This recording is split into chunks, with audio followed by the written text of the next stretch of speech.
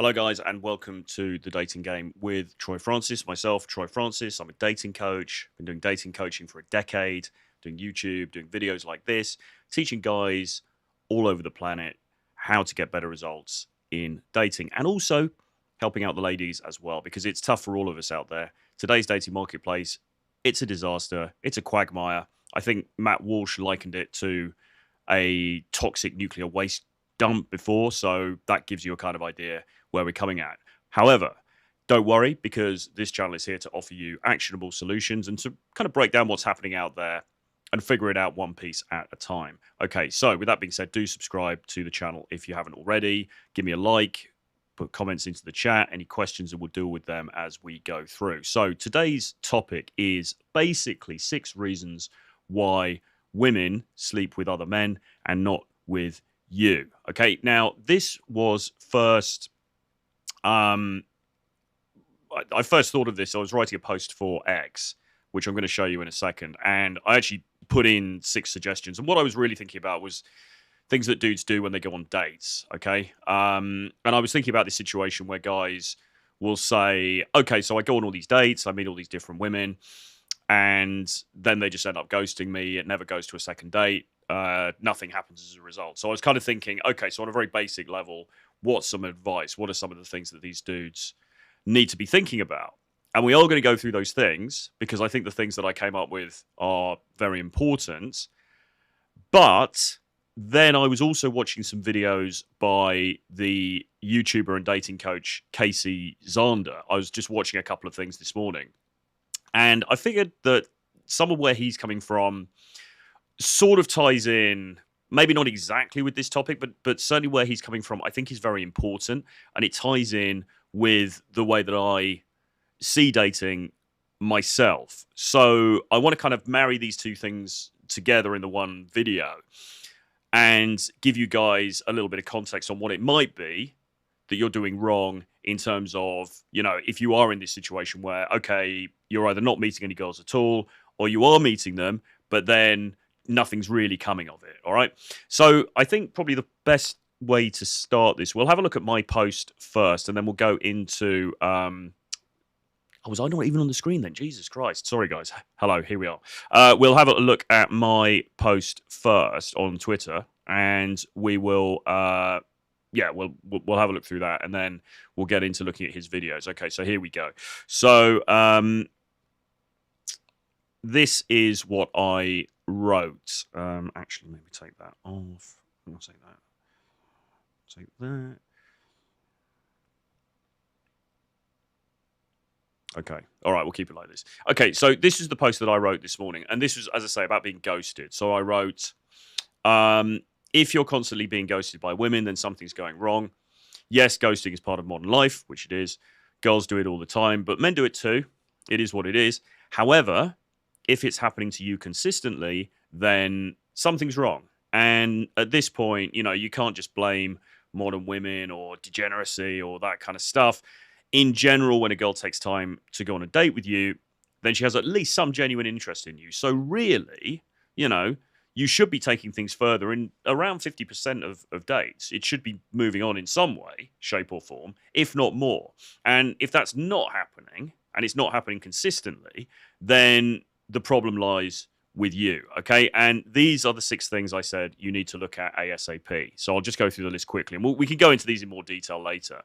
But just to give you a sense of the context of this. So dress sense and grooming, very obvious, but it needs to be said, needs to be addressed.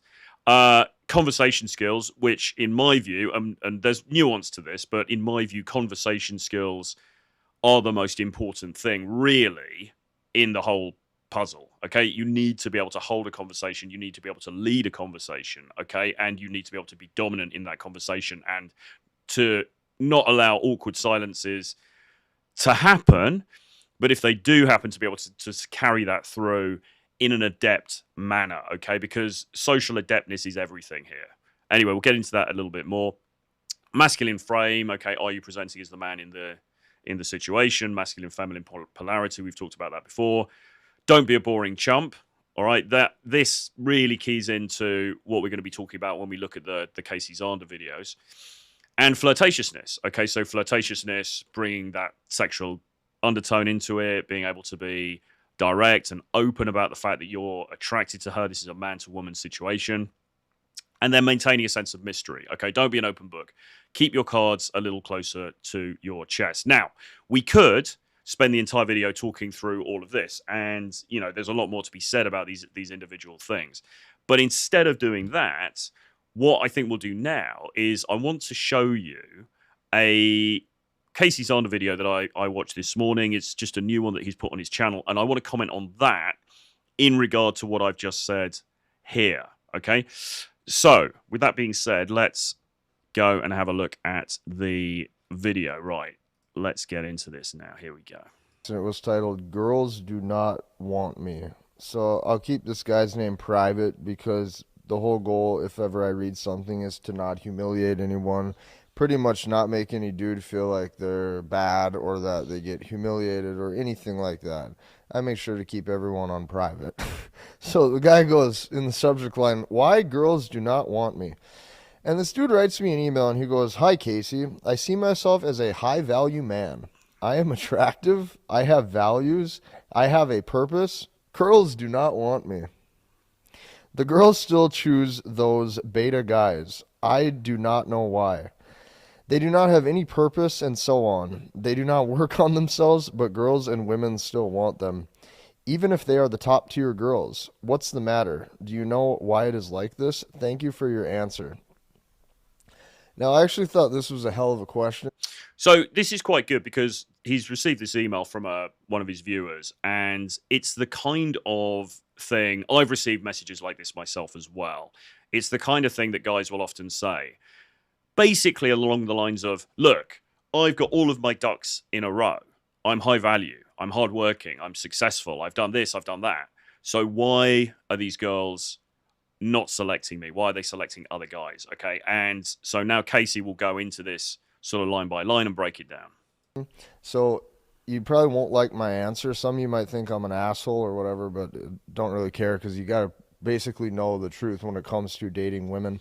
What we're going to do here today is we're going to break this down exactly line by line so that way you can... Let me know if in the chat if the volumes on this is okay. In fact, actually, we'll turn it up here a little bit. Here we go.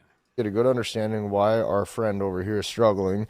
And then if any of you are like busy worker bees that tell yourself, oh, I just work really hard and I have this big purpose and now I'm this big stud and all the girls should want me, you're basically in for a rude awakening, okay? Let's break this down step by step. Okay, so the first sentence here, he goes, I see myself as a high-value man. Right off the bat, I already know you're watching too much content. You're probably too much in your head. If you're ever using these terms like, oh, Casey, I'm some stoic guy. I'm some high-value man. Look at these betas. You're so in the lingo.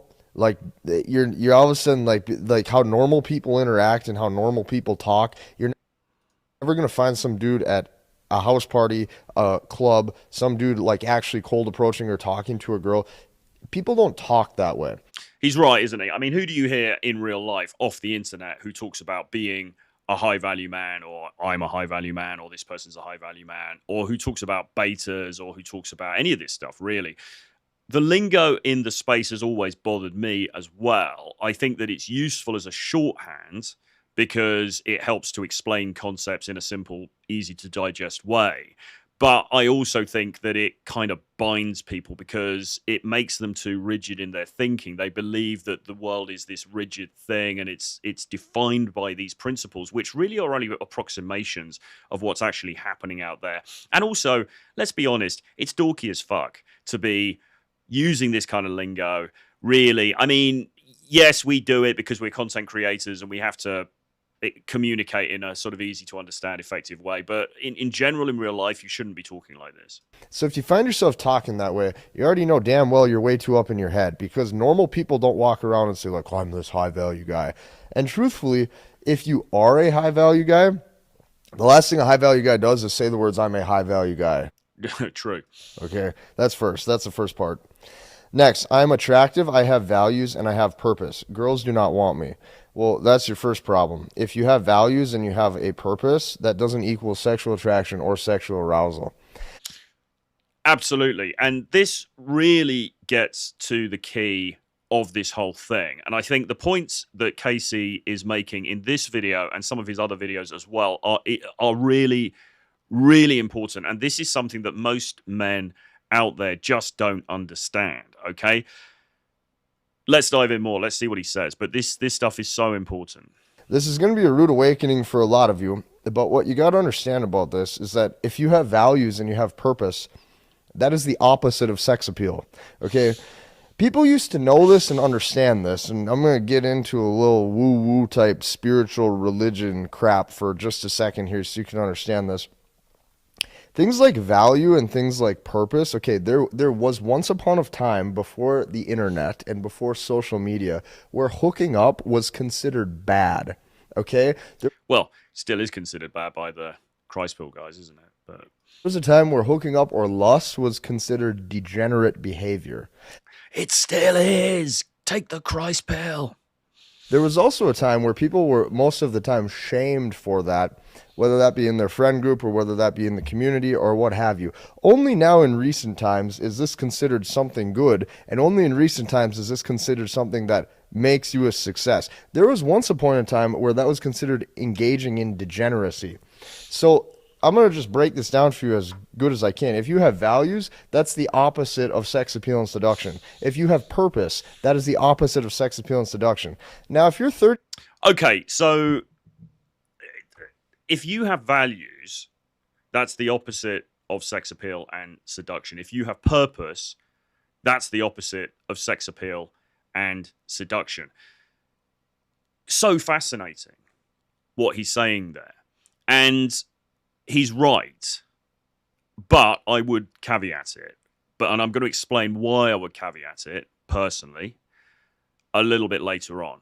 But he is right, because what he's talking about here is generating raw, visceral attraction, or indeed raw, visceral arousal. Okay, and raw, visceral arousal, this is female to male, is not generated by a guy who has good values and a good work ethic and a 401k and is very good with money and etc., etc., etc. It just isn't. That stuff is, quite frankly, it might be desirable in a long-term partner if you're looking to, create a certain lifestyle together and etc., etc., etc. Is it sexy? No.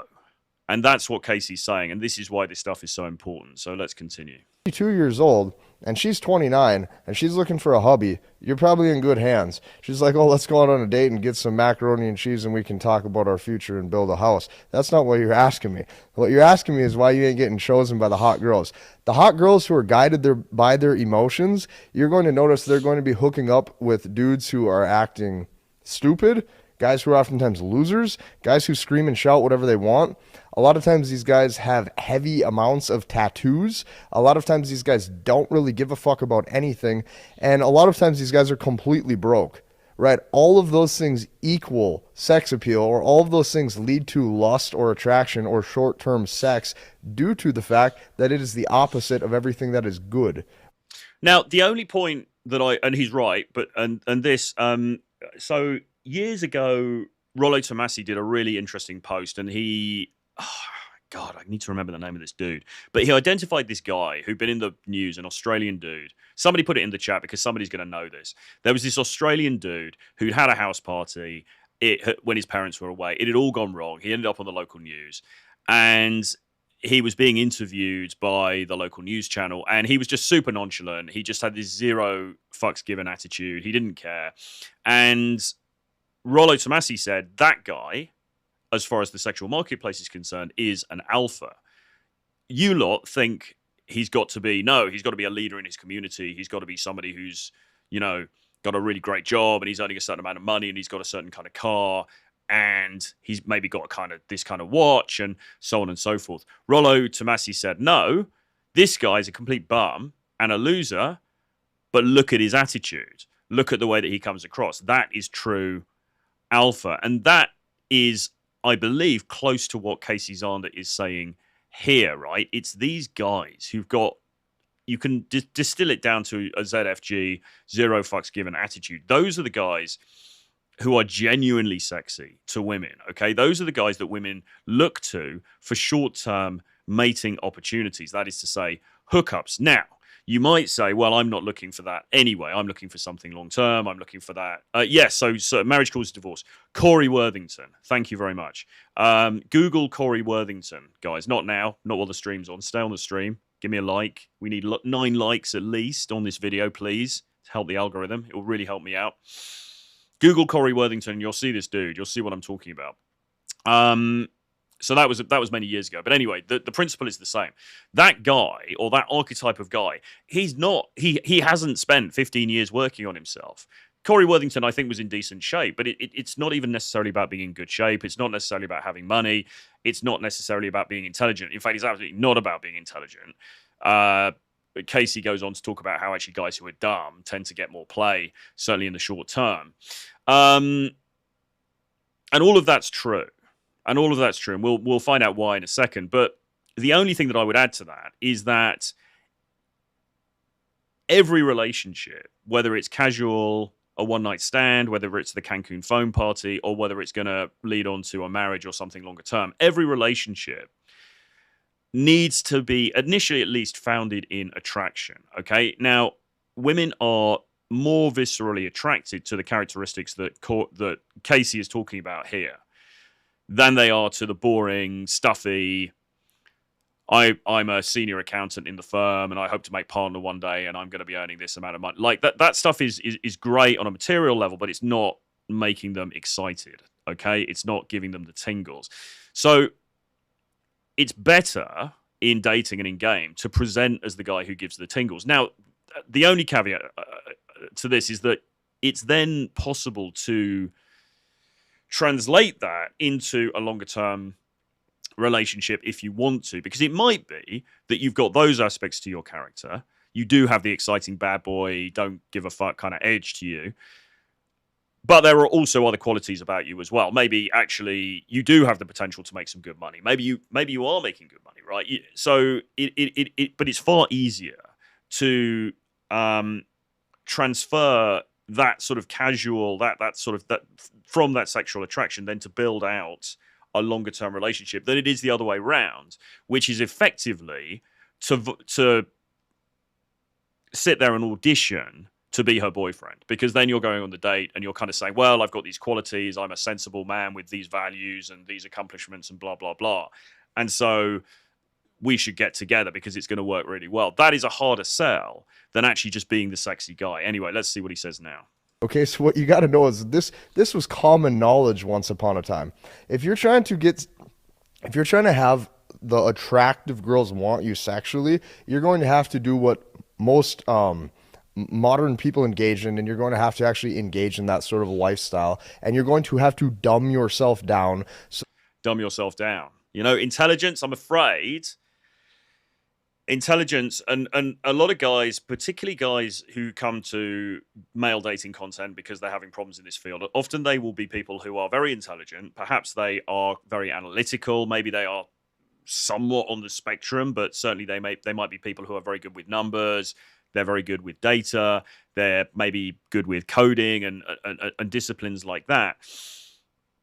And all of that stuff's great, and it's great in society, and it means that you can make money and you can be successful. It's not great as far as creating sexual attraction is concerned. In fact, it's the antithesis of sexual attraction. So he's absolutely right on this. That way you can have these meaningless conversations, and so that way you can talk about useless nonsense, so the girl giggles and laughs, and then all of a sudden she goes home with you. That's typically how this shit works. You're never going to get a girl where she walks up and she goes, look at the purpose and values on that guy. They don't give a fuck. Okay, this is basic shit. Now, the girls still choose the beta guys, and I don't know why. Okay, you are considering them beta. The girls don't consider them beta. So you don't know how she sees the world. How you see the world and how she sees the world is completely different. Okay? You might look at that guy and go, oh, that's beta. She might look at that guy and go, that's alpha sex appeal. Yeah, I mean, it's a matter of perception, isn't it? It's interesting that the guy who wrote this email has designated these other men who are getting the action as beta. But what does he mean by beta? It doesn't reveal it in the email, but Casey is correct. Clearly, by definition, or the definition, at least as far as the dating market is concerned, these guys are not beta. These guys who are getting the action are by definition the alphas, because those are the ones who are being selected. So they're doing something right, and the guy who wrote the email is not doing something right. So just because you consider it beta doesn't mean that she does. And what you got to know is that if they're choosing those sorts of guys, they're choosing them for a reason. So clearly when it comes to your social life or your social skills, you're doing something wrong that is not engaging or sparking the right sort of emotion. Next. Sparking emotion, very important. That's really what it's all about. And I've said this many, many times on videos. And, you know, the longer that I've studied this stuff, the longer that I've been involved with this stuff, the more that I think it really is. It's not about the lines you say. It's not about these clever gambits. It's not about the sort of theory of game that you've learned or anything like that. It fundamentally, it is about what emotion are you sparking in her when you sit down with her on a date, or let's say in the first approach. But let's say it's on a date. You're sitting down, she's next to you, or maybe she's at right angles to you. You guys are there. You're looking her in the eye. You're talking to her. What emotion are you sparking in her? That is what is going to make the difference. Okay, that is the key thing, and that's what he's talking about here. I do not know why. Well, I just told you. You're basically husband material, and they're basically looking for a stiff dick and a good time.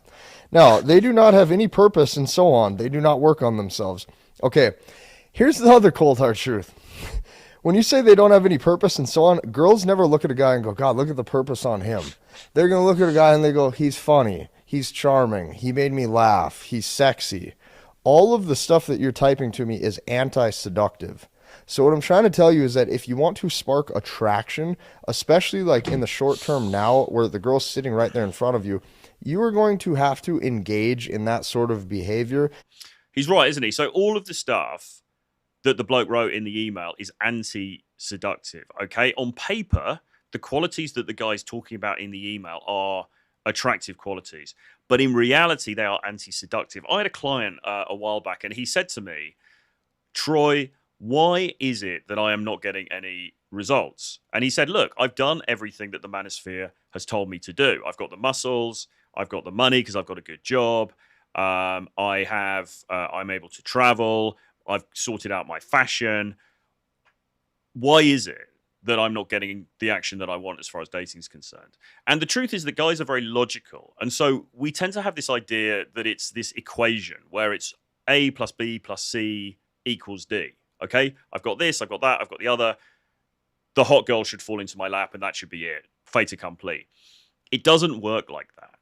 And myself and James Tusk, he was on yesterday, we were talking about our course, The Edge. We talk about this the whole time. You can have all of the individual elements that get talked about ad infinitum on Red Pill podcasts, but if you don't have something else, if you don't have X Factor, then you are going to have a very, very hard time. And in fact, you're probably going to fail more than you succeed in today's dating marketplace.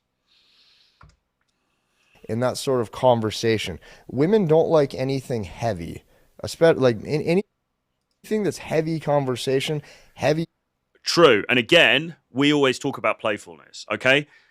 Again, you know, I'm on calls with clients all the time. A lot of the clients that I work with, great guys, super intelligent, and actually social dudes often, and fun guys in their own way. But when they're sitting with a woman, they tend to be heavy. They tend to be too intense. Now, there's another nuance to this, because all of this stuff, there's always sort of two sides to the coin. Actually, a degree of intensity, when delivered in the right way, can be very powerful, but you've got to know what you're doing, and it's got to be the right kind of intensity. And it's got to be delivered at the right time. But for the most part, if you're talking about dating in London or Miami or New York or wherever, really, you know, some fun place where there's some parties going on, the guy, you know, the girls are out there, they're enjoying themselves, girls just want to have fun.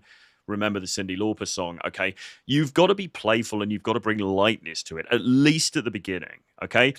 Later on, when you guys are dating, maybe you're sleeping together, that, yeah, sure, then you can get into the deeper stuff. But at the beginning, it needs to be light, it needs to be playful, it needs to be fun, okay? Because she doesn't want to feel negative, heavy emotions for the most part. Like mentally, okay?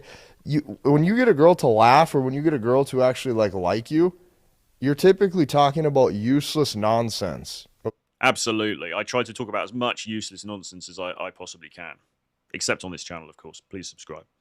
Okay, or you talk, it's fun, it's lighthearted. A lot of times, oftentimes, what you're gonna notice is there's alcohol involved. It's a social setting. Any of this heavy stuff isn't going to get noticed because that.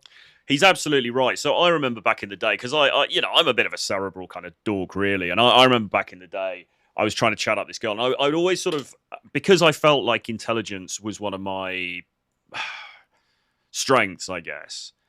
I thought, well, I can impress the girl with intelligence. And I remember being in the nightclub talking to the girl about existentialism and Jean-Paul Sartre and so on. And yeah, I mean, like if she's a girl and she's a philosophy or she's a literature major, she might sort of tolerate that for a period of time, but it's not setting her world on fire. And inevitably, in the end, she's just going to go, anyway, let's get some shots. And then she's going to go off with the Chad who's at the bar, who's having a fun time and he's talking about dumb shit. Okay. So intelligence is great in other aspects of your life, but in the specific aspect we're talking about here, which is generating attraction, particularly generating attraction in today's social world, you may as well leave it at the door. Okay. And he talks actually about dumbing down. You may as well dumb down. Now, it's not to say that women are not intelligent. It's not to say that women don't enjoy intelligent conversation and so on and so forth, because obviously they do, but there's a time and a place for everything. And the way today's dating culture tends to work is that it's all about fun, it's all about good emotions, it's all about good feels, and you need to develop that lightness when you're out and about and you're doing dating. It's not going to do anything to hurt emotions. Next, they do not work on themselves. Okay, here's another cold hard truth for a lot of you. If you have to work on yourself in any way, shape, or form, to a lot of women, that's some sense of self-qualifying. So I want you to take two types of guys. This guy over here has to put in a shitload of work, a shitload of self-work, a shitload of self-improvement, and now he finally only half-ass feels enough to go start some sort of conversation. Women sense this and women can pick up on this. They're going to go, well, why does he need to work on himself? Why is he not confident as is how God made him? Why does he need all this shit to feel enough?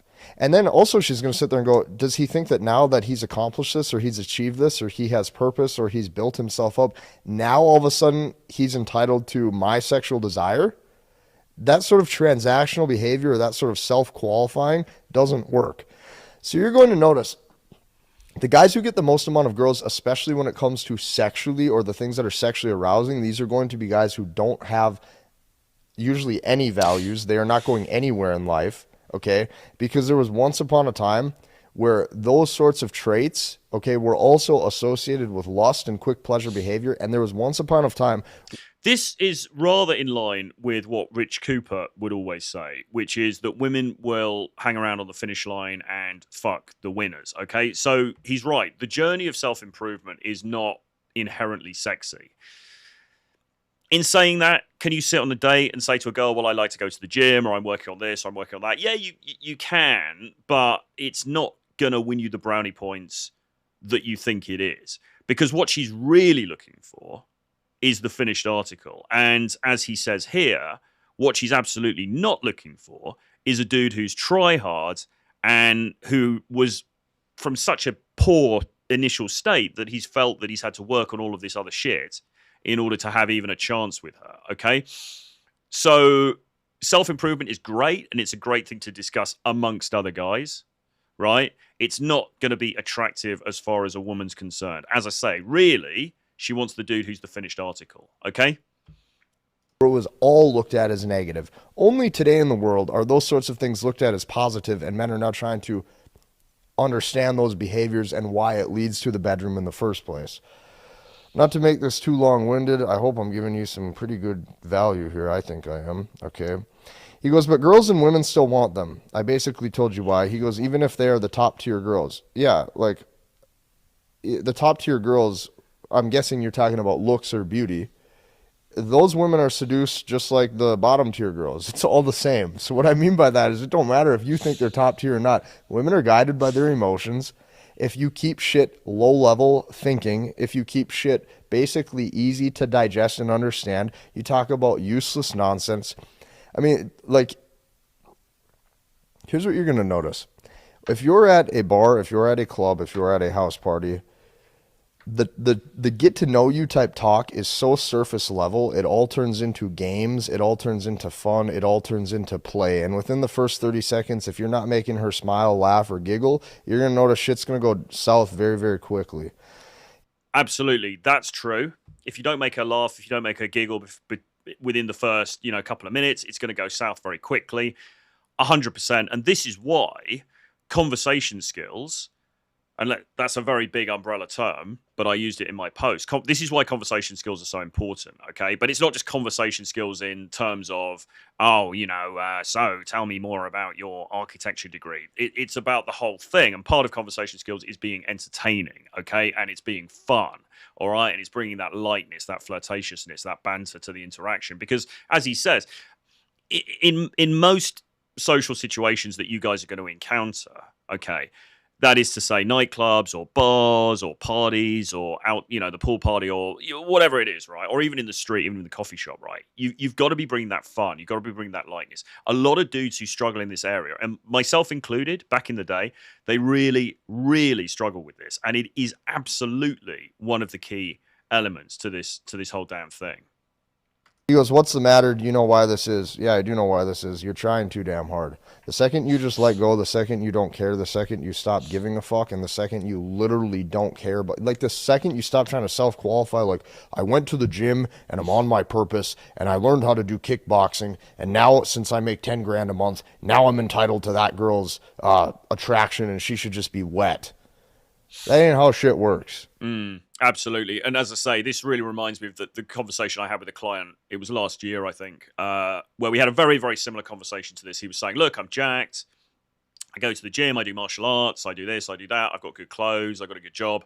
What's the problem? Where are the girls? And it's like, well, the problem is you haven't got any rears. Okay. I mean, like that's what it comes down to, like the game part of it, however you define that, and game is also an umbrella term, but unless you've got that X factor, unless you've got that riz, which, in the example he's using is about, can you make her laugh? Can you be playful? Can you be light? Can you be witty? Can you be fun? Unless you've got that going on as well, all the rest of it, yeah, she might, when she's 35, decide, okay, well, I'm fine, all right, I'll marry this dude, he's got some money, fine, whatever. But you're not setting her world on fire. You're not sparking visceral desire. And that's what you want to do. So when you accept these truths, you're going to learn that sexual desire has nothing to do with how much you've improved in life. And these are totally irrelevant. And I'd also I'd also advise you to upgrade the competency of just understanding the world of how it is, and realize if the women are choosing those guys, they're choosing them for a reason. If the women are attracted to those guys, her biology is attracted to them for a reason. So you consider those beta traits, the women are considering those alpha traits. Yeah, I mean, you can't sit there as a guy, or actually as a woman either, but you can't sit there as a guy and say, oh, well, actually all these women are wrong. It's the secret king fallacy, isn't it? It's like, no, all these women are wrong. I'm the true alpha. They're not sleeping with me, so that the entire female population in America is wrong because they don't realize how great I am, and they're sleeping with these other beta guys over here, but they're all fucking idiots. What's wrong with these women? You can't say that, right? It's not real. You've got to look at stark, hard reality. If you're doing stuff and you're going out there and you're trying to get a particular outcome, that is to say you're trying to get dates, you're trying to get into a relationship, whatever it is, and it's not happening, then, but it's happening for other people around you, then clearly, by definition, the people around you are doing it right and you're doing it wrong, okay? And people are just not honest with themselves enough about this stuff. We hide behind illusion a lot of the time, okay? And it's a very bad way to approach life. You've got to be realistic. You've got to be honest with yourself as much as attempting to be honest with other people. But you've got to, first off, be honest with yourself and be like, look, I am not where I want to be. I'm not getting the things I want to get. Why not? What's he doing over here that's getting him the things that I actually want? And they're considering those alpha traits because that man doesn't have to self-qualify. That guy doesn't have to self-improve. That guy doesn't have to put in any work, but he's still able to let loose, have fun, have a good time. And to a woman, that is genuine confidence. Women fall in love with a guy on the internal, not the external. And she can see in a quick hurry if the internal of you is full of shit or not. If you like this video, I want you to hit the like button. Feel free to Q&A me, whatever. Cool. Okay. All right. Well, look, that's the first one of his that I wanted to show. I think he put that up today. I thought that was really interesting. I think there's a lot of very good points in there, and broadly, I agree with most of what he's saying. Well, with everything he's saying, actually. But I do have one bone of contention, a little bit, which there's another video of his I'm going to play you in a second. We'll go through, and I'll explain where I differ ever so slightly from what he's saying, or at least I think you can build a little bit on what he's saying. But fundamentally, what he's saying is correct. So when we're talking about reasons why women sleep with other men and not you, okay, what he's talking about here, bang on, okay? And in fact, let me now bring up let's see if this dovetails at all with anything that I wrote on my post, okay? So in the post that I wrote, which is what this video was going to be based on, I said, right, here are the 6 things that you need. So let's have a look at what they were again. We'll remind ourselves, okay? So dress and grooming, okay, fine. Conversation skills, all right. Now I put, you must be able to lead and maintain the conversation even if it gets boring and awkward and there are pauses. In fact, it's your job as a man to ensure that these instances occur as little as possible. This is a learnable skill set. You can get better at it. So, and again, there's a huge amount we could say about conversation skills, right? But essentially what I'm saying here is you've got to be the one who's able to go in and command the situation as far as the conversation is concerned. Now, just skipping ahead a second, I then say, don't be a boring chump, all right? The very worst sin that you can commit in dating as far as women is concerned is being boring. Dovetails absolutely, in my view, with what Casey is saying here, okay? It's about the feels. It's about how you make her feel, okay? You must stop being so logical, linear, and thinking like an old person. I'm an old person. Don't think like me. Instead, learn to be playful, learn to be humorous, learn to banter, okay? Because it's about the feeling that you generate in her. And in this day and age, if you don't have that fun quality, if you don't have that side to you, it's going to be tricky to make things happen. And then masculine frame. Are you presenting as the man in the situation? Are you making swift decisions? Blah, blah, blah. Flirtatiousness. Again, you see, this is another key element of it. Are you bringing out the underlying sexual or the implied sexual underlying aspect of the situation, all right? If you're not, she's not going to feel the tingles, because the tingles come from, oh, this is quite sexy. This is interesting. This guy's a bit of a player. This guy's got, and Casey goes on to talk about pre-selection in the second video. Very, very important, and also maintaining a sense of mystery. So not being an open book. This kind of ties in with don't be a boring chump, really, right? You don't want to just lay all your cards out on the table immediately. There's got to be some mystery. You've got to keep a little bit back, okay? What you will notice about all of these things, really, maybe dress sense a little bit less, but all of these things, really, when it comes down to it, they are about emotion, okay? They are about how you present and the manner in which you present, how that makes her feel, okay? Because it has to be, at the baseline level, it has to be about how she feels, okay? It might be time to wheel out my Tristan Tate story once again. I've told this story many, many times on different podcasts, but I was in a cigar lounge with Tristan a couple of years ago, and we were having cigars, and he started flirting with the waitress, or he started having a conversation with the waitress. They had a chat, a little bit of backward and forwards, and he ends up getting her phone number. Okay, fine. Nothing really more to the story than that, except to say that at no point, I don't believe she knew who he was. And at no point did he say, oh, by the way, I've got a Lambo parked outside, and, you know, look at my Instagram. I've got 200,000 followers, and I've got these properties here and there, and I'm a multimillionaire, and I'm this, and I'm that, and I'm blah, blah, blah. Like, he didn't need to lead with any of that stuff at all. The girl was attracted, and I believe that, I don't know if they met up, but I know they were in touch afterwards. I think they did meet up, actually. The girl was attracted, but she was attracted by his intrinsic qualities, okay? Not his external qualities, all right? So yes, a man of means. Yes, a man of some status. Yes, a man with possessions, etc., etc. None of those things came into it, because at the baseline level, what you're aiming for here, what you need to achieve is visceral attraction, okay? And it doesn't come from the other stuff. But, and this is where I possibly would differ slightly with Casey, is that I don't think having the other stuff harms you. In fact, I actually think having the other stuff as well is good. My view on this is that you need to have everything. Okay, put it another way. You don't need to have everything. You can be a guy who's sleeping on a mattress, you know, doing smack every night and you can still pull girls. That happens 100% because it is about the emotions. However, in an ideal world, it's also better really to have the other stuff as well. But we'll get into that in a second. We're about 40 minutes into the stream now. So we got some comments here. So let's have a look. And any more comments in the chat, please. Give me a super chat. I need to get a new shirt. I can't even afford a collar for this shirt. So please, any super chats will be gratefully received. Please, but more importantly than that, we've got 14 people in here consecutively at the moment. So please, we want 14 likes on this video. Please help me to push this up the algorithm to really boost this. The channel is very strong. We're getting more and more traction every day, but we need to really keep pushing to get this message out there so that we can really, create a community here where we can talk intelligently about this stuff and not bullshit about it, okay? Which we are doing. So, let's have a look at some of the some of these comments.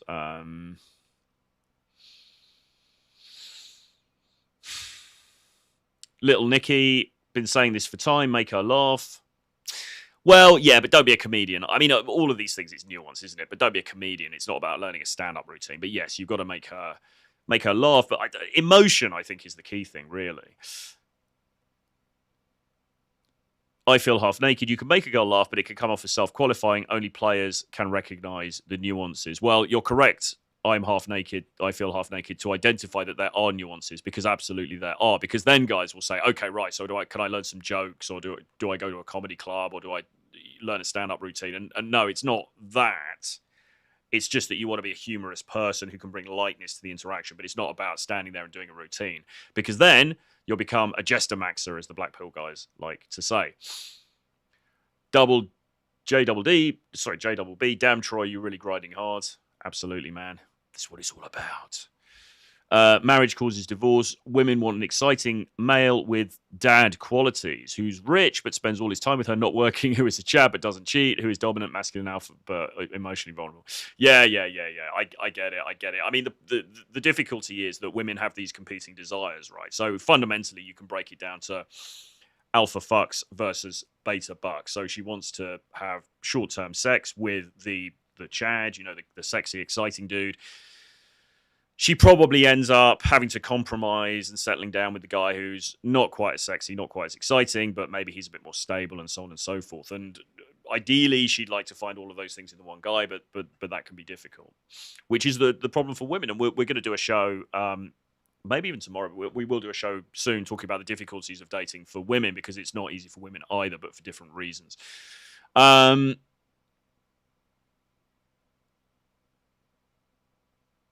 JBB, I think the number one thing is, if you're in shape, to not give a fuck and don't fake it. You got to mean it. Well, be in shape. I mean, that is a good thing to be, I would argue. Weaponry fitness. Many men struggle with attracting women. Women struggle with attaining a man they admire and respect. Yes, and retaining a man that they admire and respect. That's also true. Please get the likes up, guys. I don't know how many likes we got at the moment, but we need more. So please do like this video if you haven't done so already, and do subscribe to the channel as well. It'll be massively appreciated, because we're really trying to grow this as quickly as we can as we go into the spring. Lots of exciting stuff coming up for you as we go into the spring and the summer. So, early support, very, very much appreciated by me. Thank you so much for getting us to where we are now. Low mileage and not many previous owners. Yeah. Okay, right. Nathan, I have a bone to pick with you. I have heard you say the Tracons are wrong. I like your stuff, but you talk about reality while they talk about morals. Why at times do you rudely attack their morals? Well, I mean, I don't necessarily attack their morals. I just think that we have to live in reality rather than what we would like things to be, okay? And I think that the way that they would like the world to be, I believe, is unrealistic, or at least I don't think it's going to happen anytime soon. If anyone's got a moral code and they want to live by that, I think that's fine. I don't have any issue with that. I do think, though, that people that then attack others because they're not adhering to certain standards that they've set for themselves, I think that's pretty low behavior, to be honest. I don't think that's particularly Christ-like myself. I mean, tell me I'm wrong.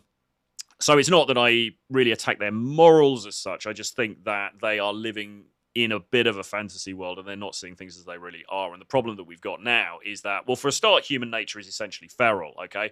I got a bunch of people, somebody reacted to one of my videos on here where I said human nature is essentially amoral, and they started ripping into me for saying that. I do think human nature is fundamentally amoral. I think we keep it in check. And I think it's good that we keep it in check.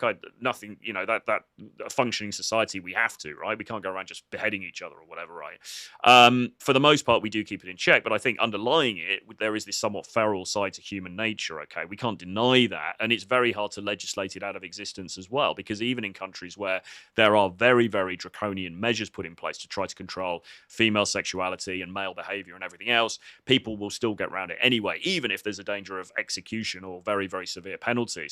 So we have to accept human nature as it is. We also have to accept the fact that we are now, in the West at least, we are in a situation where the entire game has changed because of social media, because of the internet, because of the dating apps, because of Instagram, etc., etc. Okay, so a lot of the time, these tradcons, they want to kind of wish us back effectively to the 1950s, and it's not going to happen. Okay. The Christ pill message you might think is very laudable, but is it ever going to roll out at mass? I don't believe it will, for various reasons. America is becoming pretty much secular. The United Kingdom is pretty much secular. And there's too much temptation in what's available now for people just to say, oh, okay, right, let's forget all of that. I'm just going to live this very traditional life. I just don't think it's going to happen. Would it arguably be better if it did happen? Maybe. Although there were still problems when society was a lot more traditional. Let's not forget that. But in truth, it's not going to happen. So we have to accept things as they are, not as we'd like them to be. That's my 2 cents on all of that.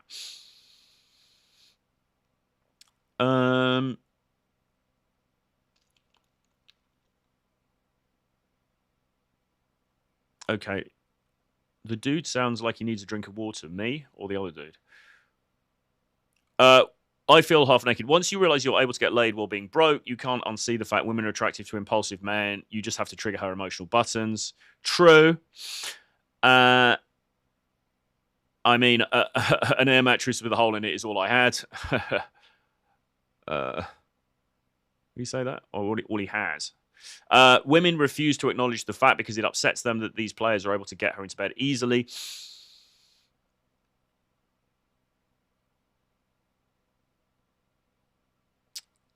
I feel like Troy is gaming me right now. Sorry, I'm not GHEY. Lol. No homo, but Troy's a handsome dude. Thank you so much. I appreciate it. I'm doing my best. I'm hanging on in there. Hanging on in there as much as I can. British has sexy accent. Thank you. Don't lead with things she doesn't know, like what you own, etc. Well, but the thing is, right, we tell even rich guys, we advise not to lead with money. We tell rich guys to be... We were working with a very, very wealthy guy. This was in Colombia a year or so ago. Very wealthy. I think he might even have been a billionaire. He was extremely wealthy. And he'd come out of a divorce and he was doing some training. And we said to him, listen, don't lead with that, okay? Because you're going to attract the wrong kinds of people. And secondly, the attraction that you generate from that is by definition going to be, well, again, you're not generating arousal from that. You might be generating attraction in the sense that she's like, I could get a nice new Prada handbag, but you're not setting her world on fire, okay? And what we really want to be doing, whether we're rich or whether we're poor, as a church mouse, what we all really want to be doing is we want to be generating visceral desire first. And now after that, yes, if you want to spend some money on her, fine, great, go on some nice vacations, that's all cool. But the desire has to be there in the first place, otherwise she's not really going to respect you and she's probably going to end up sleeping with the pool boy.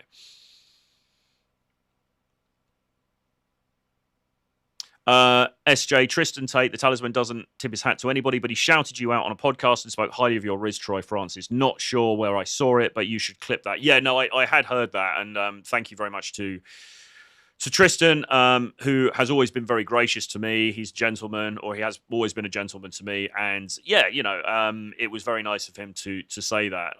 I spent a bit of time with him some years ago when he was in London more. Obviously, they are not at the moment, as we know. But I might be in Romania soon, so you never know.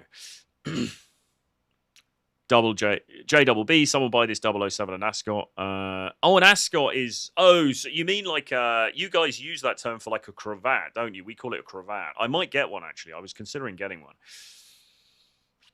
Hit the like button. Don't be a chode. You can't outlaw gravity. Kingdom says social media destroyed dating for the masses. True. SJ, Troy Francis, there's a bit of a misunderstanding. Christians are supposed to condemn blasphemy and sin. The circumstances today, because of the lack of judgment, Andrew Wilson does it right. Okay. Yeah, I mean, well, Andrew Wilson seems like a decent guy. He was actually meant to come on here the other week. He wasn't able to make it, unfortunately. But yeah, I mean, he seems like one of the more reasonable people in that space.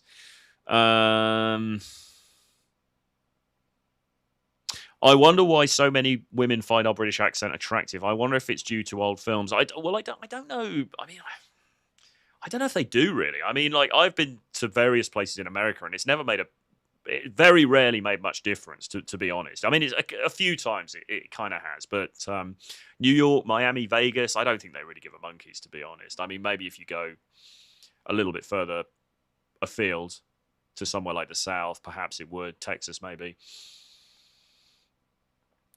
Nathan says, I think it would be good to put a short bit similar to the sentiment in your reaction that you responded with to me. And then Nikki says, cravat and smoking jacket.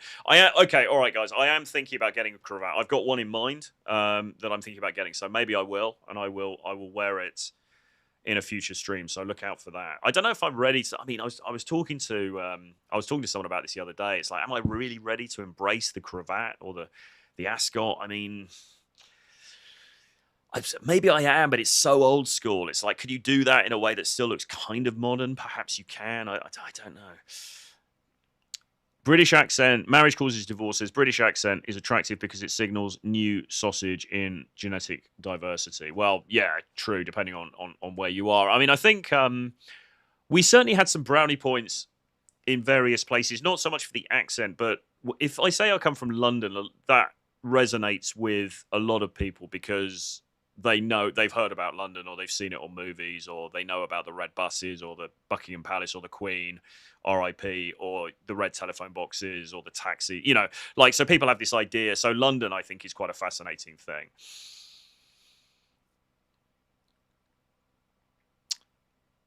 Right. Okay. Anyway, so marriage causes divorce. I think people who play to their strengths, money if you're rich, or looks if you're a Chad, just know it's transactional. Okay, fine.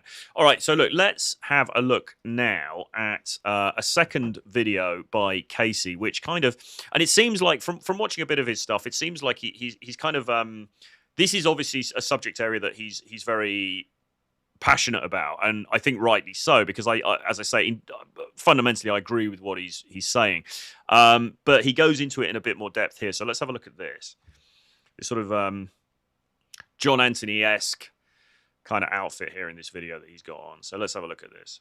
Now, this is going to piss a lot of you off, but I really don't care, because the truth that nobody is actually telling you is that women only fall in love and are only attracted to the illusion of value. And specifically, what you have to understand is that the more competent, the more successful you are as a man, typically this will make it much harder for you to interact with women.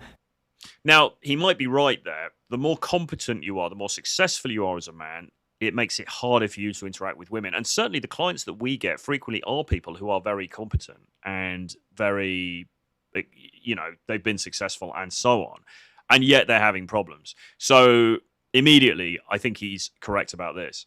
Not easier. If you look at the type of guys that the women are actually sleeping with, it is a far different narrative than what is produced on the internet.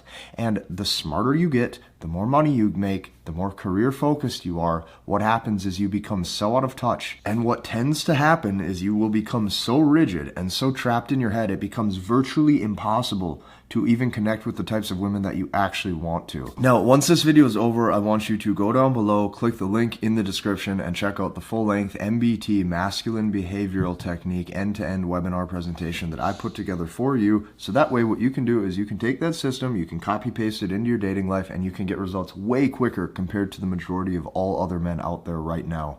Let's dive in. Now, what you're going to notice, the more women that you date is the old whiteboard video. He's got the old, look at that whiteboard. It's like something out of, what's that movie with all the, I'm planning to do some whiteboard videos for this channel, actually, because I think it's something that could be useful for you guys. So watch this space. But anyway, he gets into the meat and drink of it now. that women fall for imagery, smoke and mirrors, and illusions of value when dating.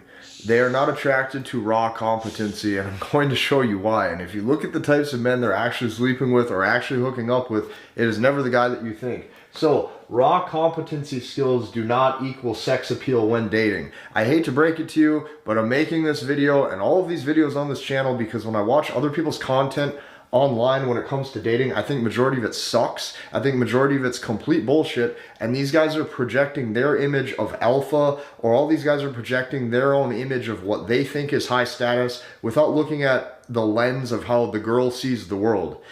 So this is where I start to divert ever so slightly from what he's saying, because his central thesis is that no, it has to be about raw attraction, and raw attraction is not created through competency, and it's not about getting up at 2:45 a.m. like Wes Watson and doing 7,000 push-ups and, you know, building a business and all of those things. It's not about that. It's about, are you giving her the feels? Do you have the riz? I'm on board with that. However, what I would say is that, and I think he's starting to refer to podcasts and things like Fresh and Fit, and he probably has in mind maybe people like Andrew and Tristan, and maybe people like Jay Waller and these dudes who were going on these shows and being super successful. And it was giving the impression to the audience, and maybe more than giving the impression, maybe they people directly kind of say you've got to be successful, and giving the impression to the audience that that's all you need. Okay, all I need is a $10,000 suit. All I need is a Lambo. All I need is to build a six-figure business. All I need is X, Y, and Z, and then I'm going to get the girl. And that is never a view that I've subscribed to.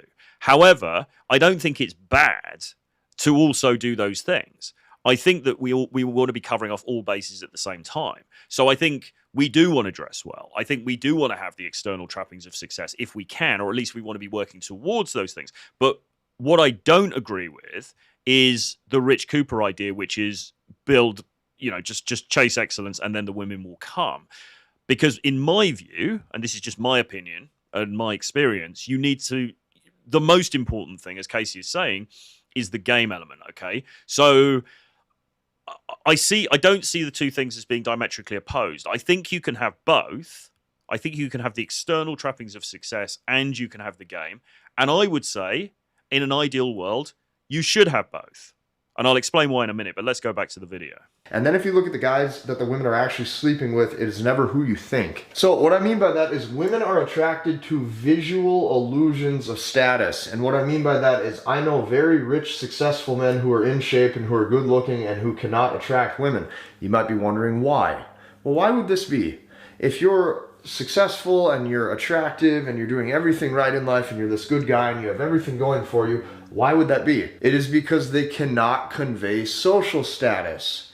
They typically cannot communicate on that woman's wavelength or level in order to attract her, and they don't understand that the majority of female attraction is based in just emotional conversation that doesn't have any meaning. They can't actually connect, and they can't make sure that the girl enters into her world where she's bubbly, she gets feminine. They can't just play around. They're so rigid and they're so suffocated in the day-to-day work that they're doing or who they've became that it's this heavy energy and they're not able to actually just let go. So the biggest thing you got to understand is guys who are super competent, whether that be in their career, in their profession, with things they do in life, they're smart. That doesn't necessarily equal sexual market value. This whole video, if this is confusing or blurry right now, just stick with me because it will make sense.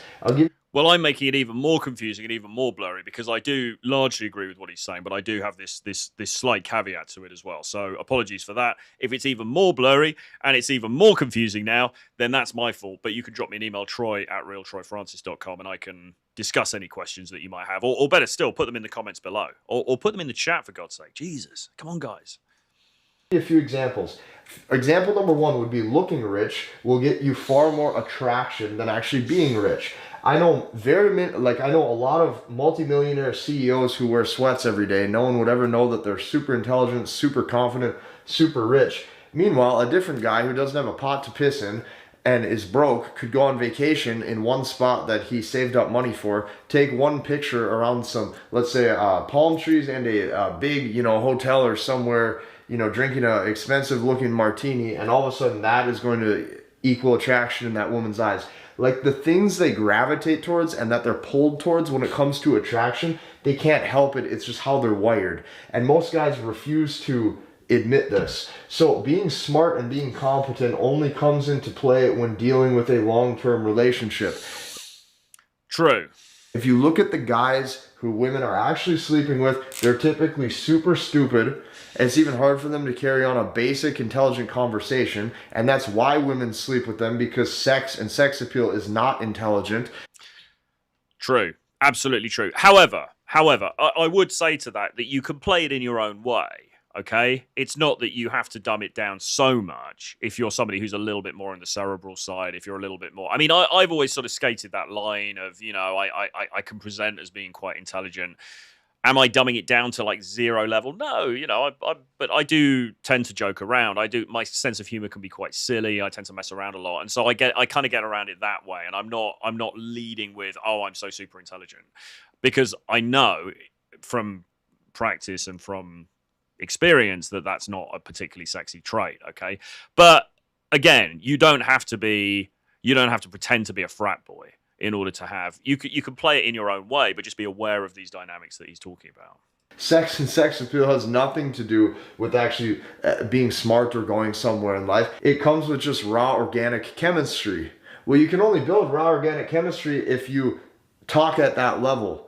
Okay, the men who they're actually sleeping with are typically broke, or they're typically low level. With that being said, you can have some pretty stupid conversations, particularly in nightclubs. And I don't drink anymore, so it's not like I'm under the influence, but you could be in the nightclub and come out with some pretty stupid stuff, because most people there are a bit tipsy. Okay, and you can have these really fun, stupid, inane conversations. And he's right. That's going to create attraction much more than some dude who's being super serious and super logical and super linear. And this is one of the big things that a lot of the clients that I work with need to lose, right? They need to lose the logical linear side of it. Dudes, why? Why would this be? Because the guys who are super successful, the guys who are super smart, they can't just let go. They're stuck in information mode. They're constantly trapped in their own head. And I'm going to show you how to get around this, okay? The illusions of value when it comes to women and raw sex appeal is best conveyed verbally, through verbal tone, through verbal emotion, overemphasizing certain words, making her laugh. There was one time this woman told me, I was out at a bar. Yeah, I would agree with that. So it's about how it's not even so much what you say, it's how you say it. And I actually, in my list on that Twitter post or X post, I actually say, look, tonality. It's not like, don't be monotone. In fact, it might be coming out on a thread that I'm posting later, actually. But I do say somewhere, don't be monotone. Okay, you want to add drama to the way that you speak, right? You want to bring some intensity to it. You want to increase the volume, you decrease the volume, you increase the speed, you increase the the tonal variety, the cadences of it. Imagine if you were an actor and you're reading the script in this completely monotone way throughout the entire film. The movie is going to bomb, okay? You've got to bring some life to the party, okay? And a lot of guys, I think, have real difficulty doing that unless they've got a lot of experience or they just happen to be natural at it. It's probably about a month and a half ago, and she was telling me, or she was telling the group, how she one time hooked up with a girl, and she was saying how she went down on her. I looked at her, I overemphasized my words just for fun, and I go, "You went down on a woman?" And I did this with my hand just as a joke, and I laughed and I smiled, and she was laughing the whole time and talking to me the whole time. Now, she had no idea what I do. She had no idea who I am. I could have done this at any age, any height, any income level. It wouldn't have fucking mattered. Because I made her laugh, and because she thought it was hilarious, and because I was the only guy at the table who actually had the balls to say that, Like that's what equaled like sex appeal in that exact moment. That's So yeah, so making her laugh, and often it's the old cliche on dating apps, isn't it? What do women look for? Good sense of humor. So guys think, okay, right, so I've got to memorize these really complicated jokes. It's got to be this, like, I've got to do this stand-up routine. But actually, what he said to her was pretty dumb. He looked at her and he said, "You went down on a woman?" And that was it. It's not even a joke. It doesn't even make sense, really, in itself. But it was funny because of the way that he delivered it. And that's what we're talking about. Or that kind of thing is what we're talking about when we talk about humor. It's not about these carefully crafted, amazing Oscar Wildean anecdotes or beautifully phrased quips. It's about just being a bit stupid, okay? Just dropping the bullshit, dropping the social niceties, being a little bit high school about it sometimes. Now, that needn't take away from the fact that you're also an intelligent person, right? You also have a different side to yourself. But in the social scene, in the social setting, you need to absolutely foreground the more childish, the more fun, the more basic aspects of yourself, really. what equaled a spike in desire, and that's what equaled her giggling.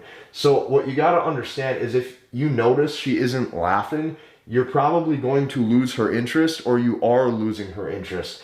Men want to use the excuse of high value, meaning I make a lot of money, look how fucking cool I am because I drive XYZ car, I put in all this effort and work into myself. Men want to use the excuse of high value to ignore the fact that women are emotionally driven when it comes down to raw sexual desire. Absolutely. I would completely agree with that. And furthermore, there are guys who will basically say things like, well, listen, I'm putting the dating stuff on hold because I'm building my $10 million business, or I don't know, I'm going to get jacked first and then I'm going to look at the dating stuff, or I'm going to become an expert Muay Thai fighter and then I'm going to do the dating stuff, okay? Because they think that the high value-ness of what they represent is going to be the thing that gets them over the line. But actually it isn't, because as he says, women are emotionally driven when it comes to sexual desire. Now, again, the only slight way that I would divert from what he's saying here is that I think in an ideal world, why not have both? All right, why not be the successful dude? Why not have the nice suit? But you've also got these other characteristics that he's talking about, okay? Because that's going to give you maximum exposure, in my opinion, to a wider pool of dating opportunities. But he is right. If you had to choose one thing, would it be having an expensive suit? No, it would be having the Riz.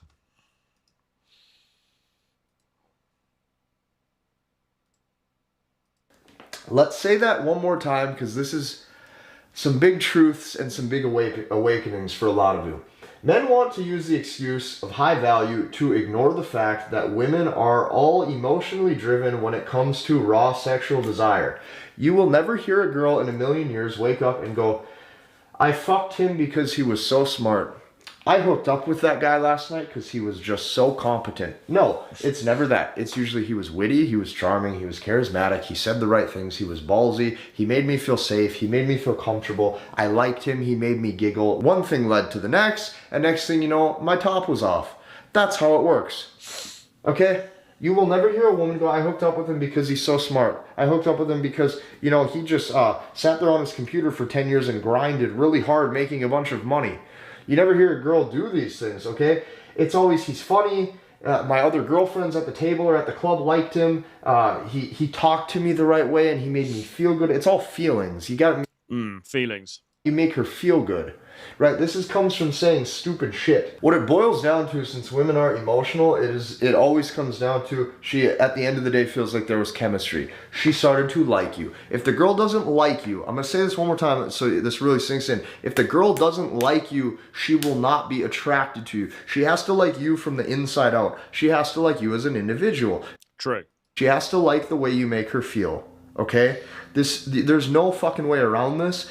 And you can build as much muscle as you want. You can do all the things online that all these cool gurus in their flashy cars and their nice microphones and setups, want to tell you is going to equal status to gain those Instagram followers. But I'm going to tell you this, man, if you are not talking to her the right way, she cannot get wet for you. Women are verbally women are seduced through emotion and verbal skills and verbal communication. Right, exactly, which is why on my list I put conversation skills as being one of the key things, and also flirtatiousness. Okay, so he's absolutely right about this. But again, I would still make the point, why not do both? Okay, why not aspire to being the best man that you can be while at the same time having this stuff that he's talking about? That would be my view of the ideal. Now, you might say, well, okay, but that's very difficult to do, and it's you could, well, some people might say, oh, it's unrealistic for some guys, and etc. etc. Okay, fine. I still think, because actually most of the guys, because I know the sort of people he's talking about here. I think he's making reference to probably some of the American, podcasts and people like that. And I know some of those guys. I've been on those shows. And yes, I mean, if you look at something like Fresh and Fit, there is a big emphasis on success. There's a big emphasis on, getting your money up, getting your muscles, all of that stuff. But those guys would absolutely not, in it, and I know them personally, those guys would not undermine the power of pure riz. They would not say that, oh yeah, you could just forget that, just get the muscles, get the car, and then the girls are going to come. I don't think anybody's saying that, or if it comes across that they're saying that, I don't think that's what they actually believe.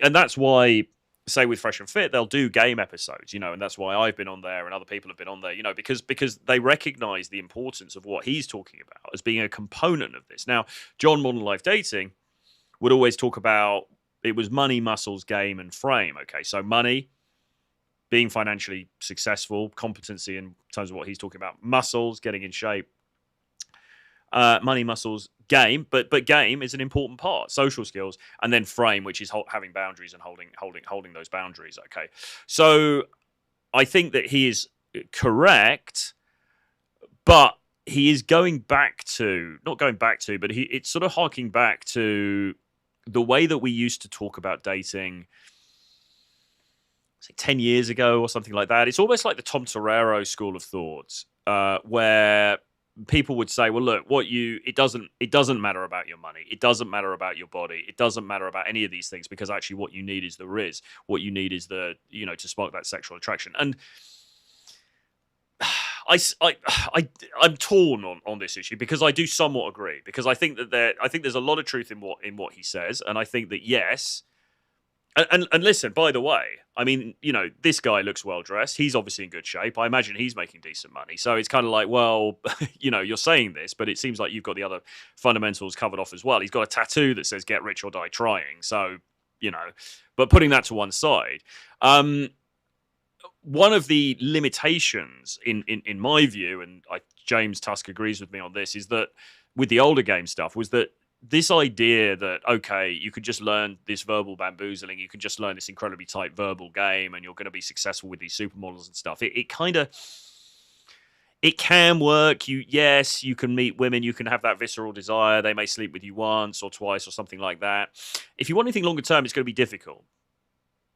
That's the first thing. If you want anything longer term, it's going to be difficult. And Casey Zander does actually pay lip service to that, because he says somewhere about, well, if you're looking for something longer term, then competency becomes more important. So he does acknowledge that. But I would say, even then, that with some women there is a bit of a glass ceiling, even to get in at the dating space. Okay, even to get in at the dating level. I think it's a little bit. I'm not saying he is, but I think it would be a little bit naive for viewers to think, okay, so I could just date anybody because I've got some great riz. Some women with the best will in the world, okay, they just have certain expectations of the guys they're going to get intimate with. And that's just how it is, okay? Now, I'm not saying you necessarily have to spend loads of money on them. I'm not saying that you have to pay them or take them to buy them handbags and things like that. But some women just, they have a certain lifestyle. They have a certain idea of the kind of guy they want to get with. And it is very, very hard, even if you have the best riz in the world, even if you are the most charming motherfucker out there, you've got the cleverest lines, you can elicit emotions.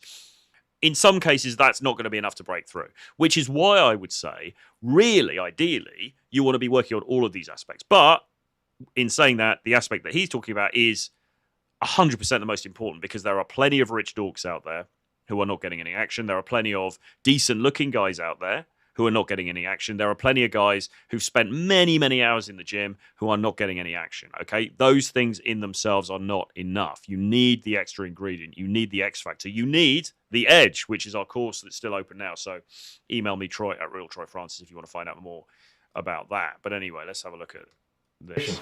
The hottest girls, okay, if you want, like the women you want, what do they want? I'm going to tell you, the women you want, the hottest girls want the guys with swag, and they want the guys with high sexual market value. Now notice something. I said high sexual market value. That means no, I'm not talking about your business or career market value. I didn't say she wants the top award-winning salesman at the car dealership. I didn't say she wants the highest earning neurosurgeon. I did not say she wants the highest earning real estate guru or real estate mogul. No, no, no. The hottest women who have the highest sexual market value want the men with the highest sexual market value. That means they are sought after by other women. No, I did not say she wants the guy with the best fitness market value and the best six-pack abs market value. I'm talking sexual market value because it means just that. It means sex. If it means just sex, that means sexual tension is created and sexual desire is there. Well, how do you do that? What she's looking at to gauge your sexual market value is how many other girls are into you. Okay? To women, okay, that equals dating value. Say that with me again. To a woman, that equals dating value. One more time, just so it sinks in. Sexual market value equals how many other women are into you. To a woman, that now equals dating market value. Not the Lamborghini you drive, not the status you have, not the money you make, not any of your career bullshit. They don't care about your goals or your ambitions. Maybe in the long run they do if she's going to pair up and be with you for a long term. But overall, they just don't care. And well, I think they care a bit sometimes in some environments. I think in Miami, I think they care, even if it's just for a hookup, right? So again, it's very nuanced. I don't disagree with the fundamentals of what he's saying here, but the most successful guys that I've seen, or certainly guys that I know who have been very successful in dating and in this endeavor, have been guys who've kind of got a bit of everything. So look, I'm not saying you don't have to have a Lambo, but there are guys who are financially, they are together, at least. They dress well, they look decent, they probably do work out, they probably are low body fat, whatever, right? They have that side of things, and they've got the riz as well. Okay, they've got the charisma, they've got the ability to elicit emotions from her in real time, face to face. Okay, those are the guys who are the real people who are really, really succeeding in this stuff. Could you be the bum who's smoking weed and sleeping on a mattress and pull an Instagram model in Miami? I mean, yeah, of course, conceivably that stuff happens. Absolutely, you know, you get the drug dealer type people and stuff like that. Are you going to get more results if you've kind of got more of the bases covered? I would argue, yes, you are. I think the problem here, and I think the reason he's making these videos and the reason his videos are important is because guys, once again, are so logical that they end up being a bit dumb. And they think, okay, all I need is the nice car. All I need is the watch. All I need is the expensive suit. And that's going to get me over the line. And that isn't true either, okay? I believe those things are good as an accompaniment to the main course, which is the ability to elicit the desire in real time, okay? But I would say, again, in an ideal world, if you can work towards getting all of them, overall, I would argue that's better. This is what you got to realize. If you look at the guys the women are actually sleeping with, it is not the archetype that's projected on the internet of the typical high-value male. I hate to break it to you, all of you guys working 60 hours a week hoping that one day she'll notice you're on your purpose. She just doesn't give a fuck. No, I agree with that. I do agree with that. I think the whole thing of like, oh my God, I'm going to, you know, be this, like, yeah, she doesn't give a fuck about that. Because again, she wants the dude who's at the finish line. This stuff sounds so stupid. Women will never go, I slept with him because he was just so stoic. Women will never go, oh man, he just, you know, had the right competency skills and I have a vibe that this guy can change a tire and fix a light bulb. They don't give a rat's ass. All of this stuff is so stupid, and I'm going to explain why you're probably jumping through so many hoops and ladders. Okay? And also, as I've gotten older, some of these concepts of masculinity, you have to understand, are projected through the internet to keep you more confused. So here's what I mean by that. You're going to hear things like you have to be competent and you have to be hardworking and you have to be masculine and you have to be a man's man, and it's all bullshit, because then when you look at the guy she's sleeping with, he lives in the land of fun. He lives in the land of blissful ignorance. He lives in the land of good vibes. She feels good when she's with him. When she's with him, it's an escape. When she's with him, it's a mental escape and an emotional escape from this world of, whether it be the corporate life, whether it be working a 9 to 5. So look, and that is an important point as well, and I do agree with this. You need to provide her with an escape, and this is why in my list of 6 things I talk about mystery, right? You want to retain some mystery. You don't want to be this open book where you're sitting there and going, well, I worked 60 hours this week, and hopefully I'm going to make partner next year, and blah blah blah, and it's all very logical and linear and factual in the way that guys talk to one another. Okay, you want to, when she's with you, you want to create this world that you both inhabit, which is a world of mystery and, as he says, fun, okay, and emotion, okay? That's more important than being the dull fucker who's talking about his 401k or his investments or whatever it is, right? You leave that stuff at the door. So I do agree with him on that. I think you want to think about drawing, when you're on the date, you want to think about drawing her into your world, okay, into this domain that you've created, and that domain is created not by the external stuff that you've managed to amass, but it's created by your personality, by your persona, by the energy that you project, as woo-woo as that sounds. Whether it be her having all these obligations with her girlfriends and her family, life gets complex and life gets hard. So when she's with the guy, she doesn't want to fucking feel like that. The guy she's hooking up with lives in the land of good vibes and fun. This is oftentimes anti-masculine traits. Masculine traits make you harsh, rigid, okay? It makes you routine. Routine equals boring to women. And yes, it looks great on the external when you have all of these materialistic, status-driven metrics for yourself, but on the internal, you become a weathered, hardened individual. And I'm going to explain why learning a bunch of shit doesn't help you get more girls, especially if you're telling yourself that the more masculinity traits you learn and apply, the better off you're going to be. The guy she's actually hooking up with lives in the land of good vibes and fun. These are oftentimes anti-masculine traits that will lead to raw sexual desire. I'm going to explain to you how I came to terms with this, okay?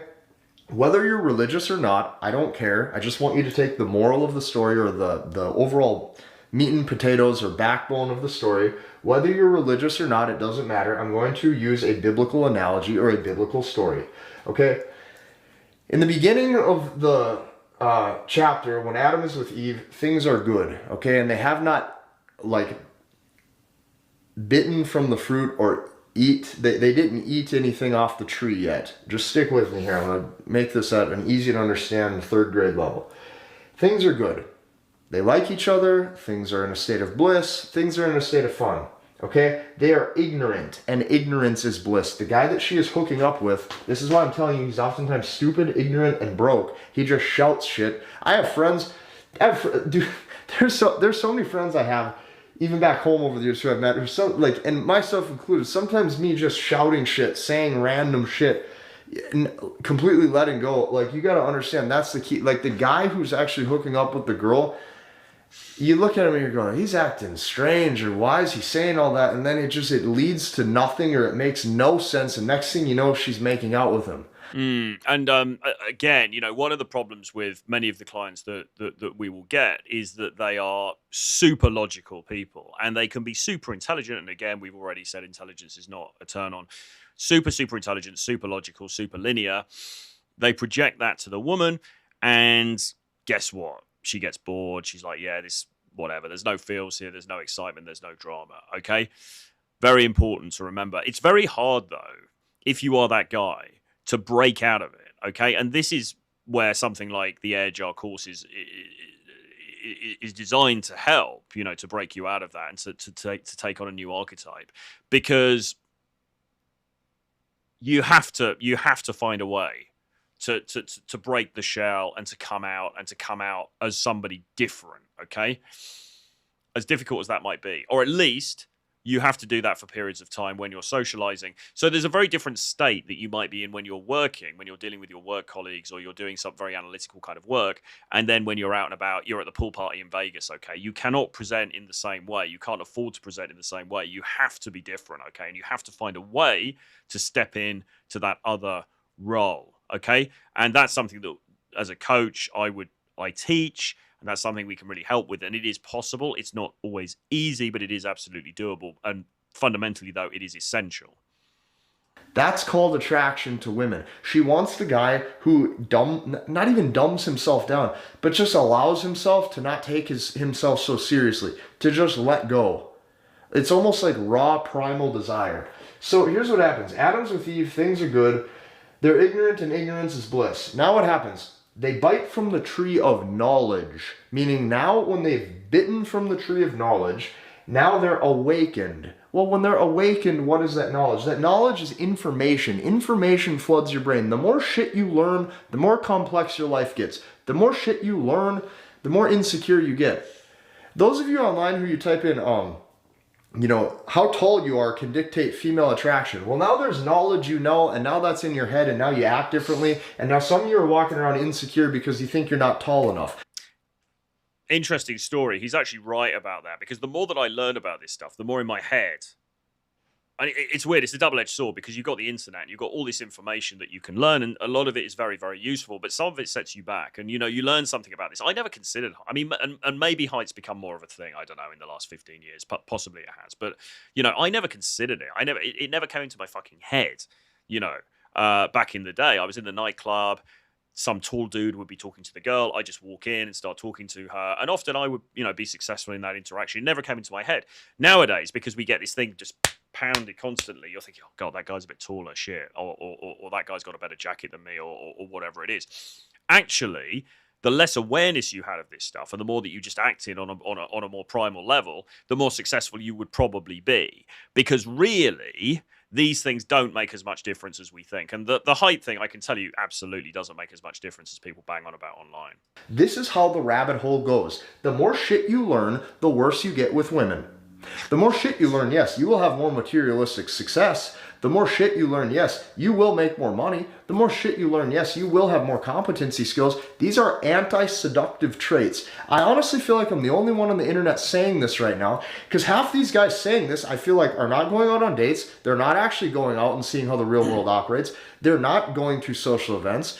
They're not going out. Well, he's not the only one on the internet who's saying it, because we're saying it. So myself and James Tusker have been saying it, and we do consistently say it. However, and as I say, this is where we probably diverge from him slightly, we still also encourage the other behaviors, which are getting your money up, which are being in shape, which are looking after your hormones and making sure that you're firing all cylinders as far as testosterone, for example, is concerned. Social adeptness and so on and so forth. But underlying all of that, we do acknowledge precisely what he's talking about, which is the real thing that's going to make the difference, is the emotions that you make her feel, which is why when we do a course like The Edge, we're talking about the dark triad stuff, we're talking about the bad boy thing, the exciting thing, we're talking about playfulness, we're talking about humor, we're talking about all these other aspects, because you can have all these externals. You can have an expensive jacket. You can have, a shirt that's been tailor-made from you. You can have handmade shoes. You can have a custom-made sports car. You can stay in the most expensive hotels in the world. If you don't have that X factor, then the best you're going to get is gold diggers, and you're probably going to get screwed over, and you're not even necessarily going to be getting those. I know dudes who are very successful, okay? And in terms of life, in terms of money, in terms of business, and so on. And their dating lives are either a disaster. It's either just like tumbleweed going across the plains, or the women they are dating are probably not women that, arguably they could be dating much better women compared to the status that they've attained. So you need this other side. He's absolutely right. All I'm saying is that I don't think the other things would necessarily harm either. It's just that guys get hung up on this idea of like, oh, well, I need to be Tate, I need to have a Bugatti, otherwise I'm not going to get laid. And that's absolutely not true. If you're not going out, you're not going to see how this actually operates. Raw competency skills can equal respect for men. It does not equal sexual market value. I hate to break it to you, but it's true. Is with Eve, things are good. Now they eat from the fruit. They eat from the fruit, they bite the tree of knowledge, okay? Now they're awakened and knowledge is info. That info that they learn, they're awakened. Well, as they're awakened, now they feel shame, they feel insecure, they have all these thoughts, feelings, and emotions. Now they're in their head. I'm trying to tell you, stop fucking learning. Stop learning more shit, okay? Stop learning. Have fun with life. You gotta understand. You're like, let me finish this off and then I'm gonna tell you a little story here. The guys who are actually getting laid are the ones who are oftentimes dumb or living in the land of delusional happiness, and this is aka why they're confident. They're so happy all the time, they're delusional all the time. Ignorance is bliss. They're saying whatever to the girl. She gets a good vibe off his energy. Women are all based off of energy with their attraction. It's not even the words you're saying, it's the tone and the energy she feels when she's with you. Now she likes you. This is how these guys operate. Okay, very important. So he uses his term energy. It's not about the words you say, it's about the energy that she feels when she's with you.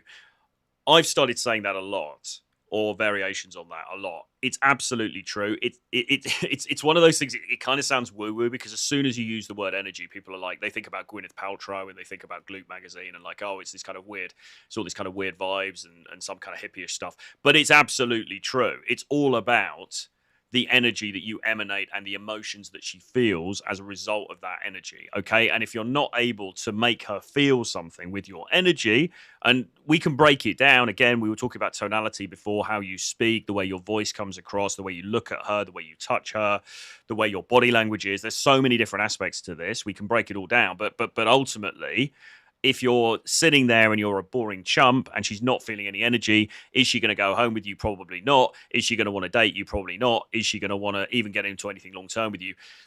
Maybe if you've got enough money, but she'll probably divorce you in 7 years' time. You have to adapt to this and you have to actually be a human again. All this shit you learn, you got to understand your environment was constructed around you. So if you were born in a, I don't know what you call it. Like, for example, I live in America, right? So everybody, like, corporate America is the saying. Well, okay, all these jobs, occupations, career infrastructure, these are man-made concepts. When I'm talking about this over here, I'm talking about your raw primal desire, getting back to what you are as a man. And that just means not taking yourself seriously, being okay with being a human and connecting with other people. This is what it takes. So this is why women fall in love through imagery, smoke and mirrors, and illusions of value when dating. The illusions of value is conveyed through how you speak verbally. How you speak verbally dictates your sexual market value. Now I'm going to tell you something else. Okay, your sexual market value is dictated by how many other girls are into you. If you Yeah, so he's right, actually. So when you approach and when you have that initial conversation with her, okay, so again, go back to the Tristan Tate example, right? He wasn't saying, hey, I'm a media celebrity, or hey, look at my Instagram, or hey, look at my car, or look at my suit, or anything like that. It was the way that he spoke to her, okay? So the energy that's being conveyed largely through your verbals and the way that you talk and the way that your voice sounds more than what you say, but also by these other things, body language, eye contact, super important, proximity, maybe little elements of touch and things like that. Those are the things that are going to create this initial notion or belief in your pre-selection that he's talking about here, okay? Because that's all you've got.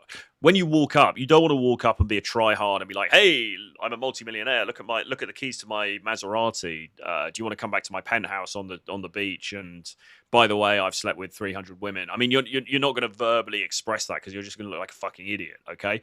And it's going to be unattractive because it's going to be try-hard. But what you're aiming to do, and this I think really is the essence of game, is you're conveying that without saying it. You're tacitly conveying these qualities to her, okay? And that's what's sparking the attraction. don't have other girls into you, like if you walk up to a girl at a store or you're at a pool party and you have a conversation, how do you convey high sexual market value? You do it through your tone. You do it through your energy. If she senses high conviction in your tone and high conviction in who you are in your energy, she naturally assumes women are into you. Absolutely. You don't have to say it. In fact, you absolutely shouldn't say it. You're not going to go, hey, loads of women are into me. I mean, you look like a dork. But he's absolutely right. High conviction. It's how you come across. She's going to intuit it, okay? And this is why the first few moments of an interaction are so important. And again, this is why a lot of the old school, day game bullshit is outdated in some ways, because it's not about the lines. It's not about the opener or any of that stuff. It's about the emotion that you create in those first few minutes. So he's absolutely bang on here. Now she's going to naturally assume that you're pre-selected. This is how it works. So I really hope you share this video with other people. Also, if you see content creators going the opposite way, telling you to go make more money and hustle and hustle and hustle. Make more money and hustle and hustle. It just isn't I'm only joking. True. This is not what girls respond to. And I don't know if they just woke up one day and think that that's the case, but it's not. If you like this video, I want you to hit the like button, comment, and subscribe. Check out the webinar that I have below in the description, and we'll see you in the next one. Okay, right. So, as I say, 99% of what he talks about, I agree. And I think he's actually doing a very, very good job out here. I mean, I haven't followed his content for a long time, but I like the stuff that I've seen. He's clearly a very intelligent guy. He's clearly very analytical. He's got a far bigger channel than me, so bow down to the king. But, right, he knows what he's on about, okay? He knows what he's talking about. Great. As I say, the only thing that I would not even question, but the only sort of addition I would make to it is that I don't think there's anything wrong with aspiring to have the other stuff. Because if you're... all things being equal, say you're a guy with amazing riz who can elicit very strong emotions in the women that he deals with, okay, and you've got no money, and then you're the same guy, but you've got you've got some decent money, and you're well dressed, and you can go on interesting trips, and you can take it to some cool places. Which of those guys is going to win out? All things being equal, I suppose he would argue it.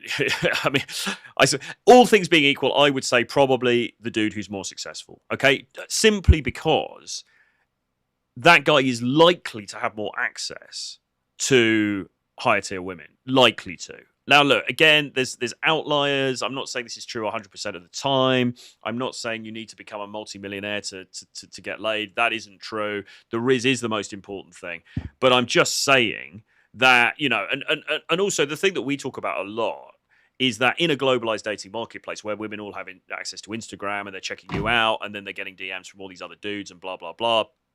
James was talking about this yesterday. If she's getting DMs from the dude in Dubai, who's, you know, he's got a yacht and he's inviting her over, and then you've got the guy who maybe is super charming and super whatever, but he's living in his mum's basement and he's sleeping on a mattress and he can only take her to Perkins for a coffee, you know, with the best will in the world, which is the more attractive option, all right?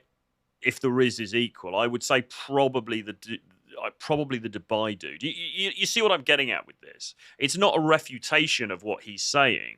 It's just that why not try for everything? You know, why not try to give yourself the best chance possible in all of these different areas?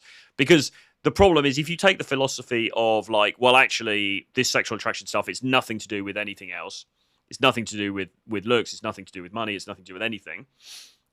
Then you can put yourself in a position where you think, well, fuck it, then I'm just going to sit around all day and eat Cheetos and not work on myself, and you know, I just have this great dating life, and maybe you'll even achieve that for a period of time. But is that the best thing for your life in a wider context? Probably not. Okay, so I just think the burden of performance is on us as guys. I just think we kind of have to try and cover off everything. And I don't think that's necessarily a bad thing. It's not, you know, just do a bit every day. Like work on a bit of your business, your career stuff, work on a bit of your look, your fashion, your grooming, work on a bit of your fitness, and work on a bit of your game, and just do that, and work maybe on a bit on your spirituality as well and your inner life. And then just do that every day. Okay? It is what it is. We have to step up to the plate. So few comments here. I mean, there's been quite a few comments coming through. We're going to have to figure out a way to put these on screen, but at the moment I'm just reading them out. Anything else, put it in the chat, by the way, of course.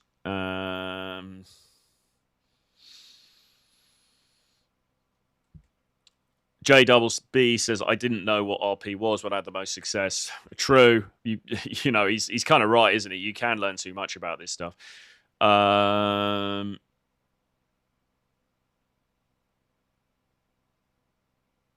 It is charlatan double think. Guys got played before and will without it. Con men. don't know if he's referring to RP there or what. I feel half naked. Red pill is like religious teaching. You can take it or leave it. It's not objective, applying to all people, because every human being can be complicated. Yeah, I mean, there are so many nuances in this. And again, the problem is that guys can be super logical. So they think, oh, right, it's black and white. It's all like this or it's all like that.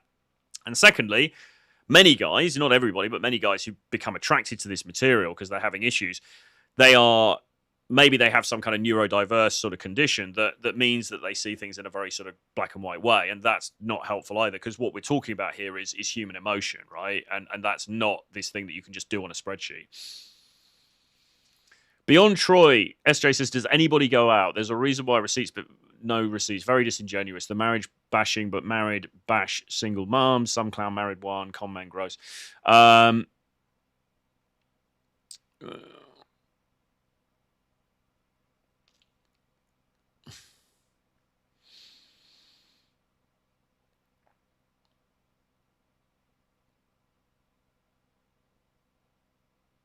I feel half naked. Even if your EQ is stunted, your subconscious knows who's the real deal by listening to them. Do you guys think I'm the real deal? What do you think? Put it in the chat.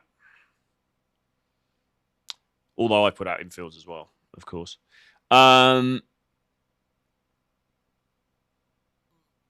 JBB says, follow your gut and instinct and fuck this BS. You're watching, it's entertainment, not taking a dump on Troy. Well, that's true. That there is some truth in that, and ultimately, like we were saying on the stream yesterday, you want to be doing this stuff to an extent. I'm watching these videos, it's great, but in the end, really, you want to be going out and you want to be actually taking action. Because that's the only way. This is not something you can learn by sitting at home on the couch and watching videos or reading books or articles or whatever. You got to go out and actually do it to improve. JBB, Troy, you're on point. Troy Francis, I agree with you about guys stepping up, but what's the expectations on the other end? The miles showing up and the damage and broken once high value man, the absurdity of delusion in the streets. Yeah, I think he's talking about female expectations being overly high there, which is true. I think all of this stuff, I think like with anything, I think the truth is somewhere in the middle, okay? Because I believe that what Casey's talking about in his videos is correct. That actually it is about the emotion and it's about the feels, and that can overcome a lot. However, if you go on Fresh and Fit in Miami and you're dealing with those girls and they have certain expectations and they want certain things. I mean, will she let the odd guy slip through the net who isn't earning six figures? Yeah, probably. I mean, girls sleep with all kinds of people, but in the main, really to promote yourself. I mean, the only thing that he did say, which is true though, actually, which is quite interesting, is that actually just having the impression of being high value is probably enough. Okay, so you've got some pictures of yourself on Instagram in front of a nice hotel or whatever, right? And that is probably enough. I think the issue is that what he's talking about is that the competency and the sort of the mental cognition that it requires to be super, super successful is in itself anti-seductive, unless you can find a way to compartmentalize it, okay? If you are that super analytical, super business-focused spreadsheet dude on the date, that's not going to get you much play, okay? And the success itself, it might do, but if you haven't got any riz, you're going to be attracting the wrong kind of women. Troy, you on point. JWB, I think you know what you're talking about. Thank you. Sil, good to see you, man. You are 100% right, Troy. Getting the door open requires some degree of passive value traits, no question. Once you have a reasonable good passive value, getting more may not be much better. Okay, so what he's talking about with this passive value is like, well, money, looks, status, all that kind of thing. I mean, I would just say, I think that the dating market is becoming a lot more transactional than it was some years ago. And I think that money is playing more of a role than it did. And I'm not talking about necessarily paying people. I'm not talking about even buying them gifts or anything like that. But I think that the kinds of experiences that certain women want are and it may not be dinner. It might just be drinks, but it might be drinks in a nice fancy place, and certainly say you even go for drinks and the date's not that expensive. You guys end up hooking up, you sleep together. But then what happens on the next day? Well, she wants to go somewhere kind of nice. That what Casey's talking about is basically she's so enamored of you because of the way that you come across, the emotions you make her feel. She's happy to go back to your caravan or whatever and sleep with you on the mattress. And yeah, sure, that happens. But I'm just saying that I think increasingly we are living in this sort of Instagram fueled world where women are kind of looking for a bit more, even from their casual hookups. And if she's got some dude who's probably willing to spend some money on her and take her to some cool places, with the best will in the world, if all things being equal, is she going to choose him? Probably. So all I'm saying is we might as well have that aspirational side to ourselves also, while at the same time not losing sight of the fact that the most important thing is the interpersonal skills. And on that note, let's just go back and have another look at this. The title of the video itself, the 6 things that you need to do, or you should aim to do, in order to, so women don't overlook you, basically. So I think these things are important. Dress sense and grooming. I think that, look, I'm not saying you have to wear a suit. I'm not saying you have to dress like me or whatever, but I think that presenting yourself well is important. Getting clothes that fit well, it creates an impression when you walk into the bar. I mean, it might just be a well-fitting t-shirt, right? It doesn't need to be super expensive, but I think that is something to pay attention to. The grooming as well. Personal hygiene, guys, of course. Conversation skills. Well, we've talked about this, right? It's how you make her feel. So it is partly what you say. And Dr. Silk's on here, Mr. Silk. He's an expert in conversation and creating deep empathy. It is somewhat what you say, but it's also, more importantly, the way that you make her feel while you're talking to her that's important, okay? And all of that is contained within conversation skills. Masculine frame. Are you creating a male to female polarity when you're with her? Don't be a boring chump. Again, it kind of sums up what Casey's talking about, really, right? You want to be creating emotion, excitement, feelings, etc. Flirtatiousness, once more, lust or sexual feelings are an emotion. That's an important one to sort of foster in the interaction. And maintaining a bit of a sense of mystery, not being this just boring chode who's an open book. I would say those things, if you are getting ghosted or you're going on these dates and they're not really leading anywhere, and women are selecting other guys over you, I would say you want to have a look at these things. Okay, you want to have a look at these things and ask yourself the question, am I actually measuring up as far as this stuff is concerned? It doesn't matter about your job. It doesn't matter about your 6-figure income or the fact that you go to the gym or the fact that you do Muay Thai or whatever it is, right? Your social media accounts, your car. Fuck all of that. Forget all of that. What about this stuff? Are you actually on point with this stuff? Particularly, even putting aside the dress sense, but particularly the other stuff, right? What are your conversation skills like? Are you able to lead a conversation? Are you able to make her laugh? Are you able to make her feel something when you talk to her? Okay? Masculine frame. Do you come across as being the dominant one in the interaction? Are you able to command the respect of the people around you? Okay? Very important. Don't be a boring chump. Are you a bit of a boring fucker? Okay? You have to look inward and be honest with yourself and try and figure out. But if you're getting ghosted a lot or she's kind of like looking at her phone a lot or whatever, maybe you're just not setting her world on fire, okay? So think about that. Flirtatiousness. Are you comfortable with bringing that sexual side to the interaction, all right? The undertone of it. I don't mean in a crude way, but just the implication of it. And then maintaining a sense of mystery. If you go into the date and you're like, yeah, well, this is, where I see myself in 10 years' time. I want to be a senior account executive at blah, blah, blah. It's all a little bit dull. You're kind of giving away everything, in one fell swoop, which is not good, all right? You want it to be wondering about you a little bit. You want it to be not quite sure where to place you, okay? So those things I would say are very important, but I think that the Casey videos we watched I think are really, really interesting, and there's a lot to chew on there. It's very important stuff.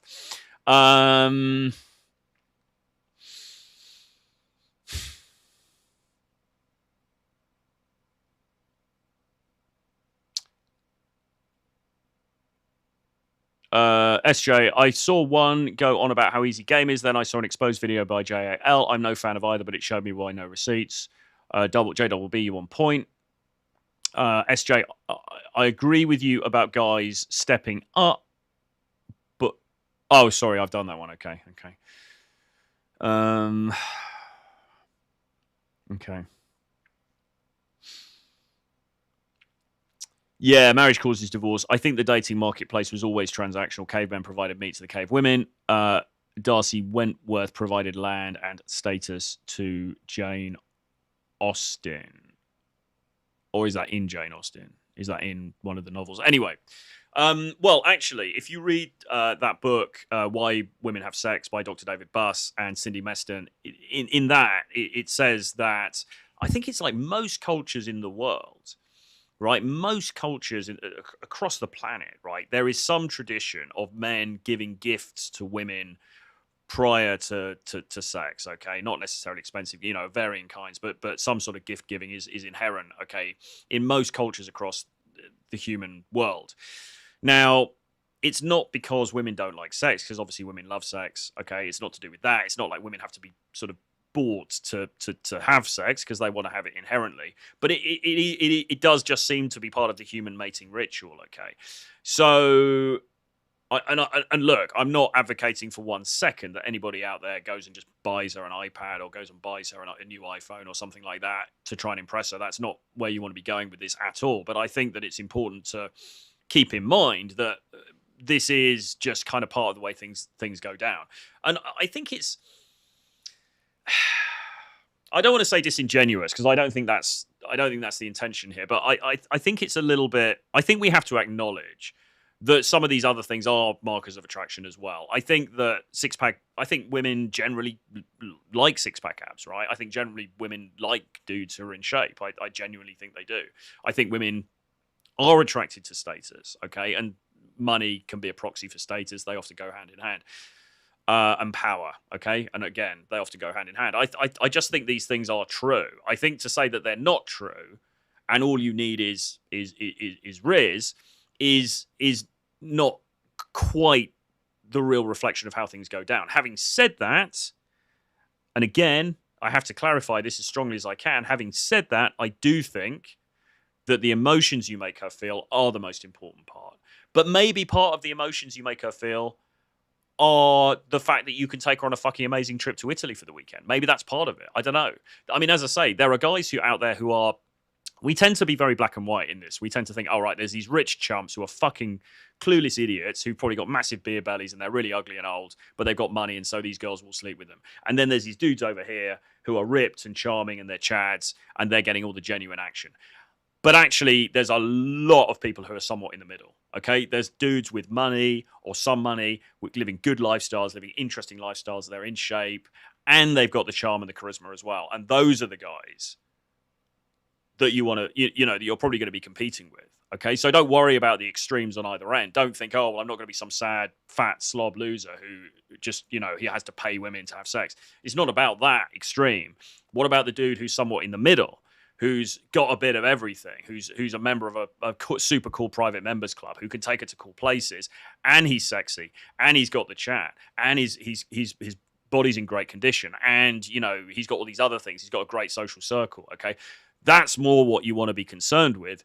Again, with the caveat that the interpersonal skills, making her feel emotions, is the most significant bit. I think we'll bring this to a close soon. But if anybody's got anything else they want to say, let me know.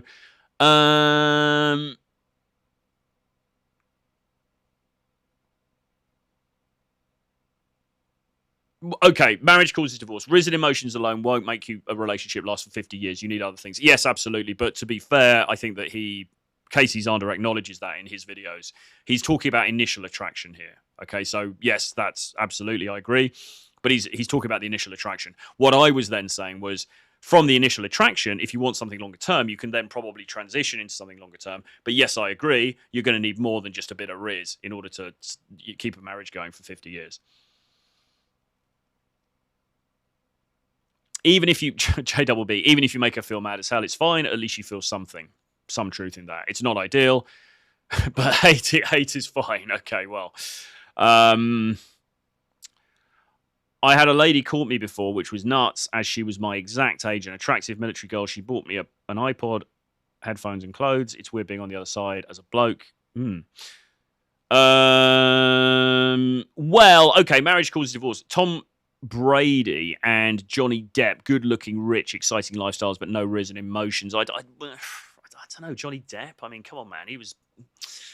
Tom Brady, I don't know enough about Tom Brady to really comment, but I see what you mean. He doesn't look like the most sort of animated of guys. But, I mean, Johnny Depp, I mean, come on, man. He was the original fucking bad boy. He's like part of the 90s, like, you know, rat pack of bad boys. So I'm not sure. I think he was with Kate Moss for a while, wasn't he? I mean, he definitely had that kind of bad boy edge shit going on at the time.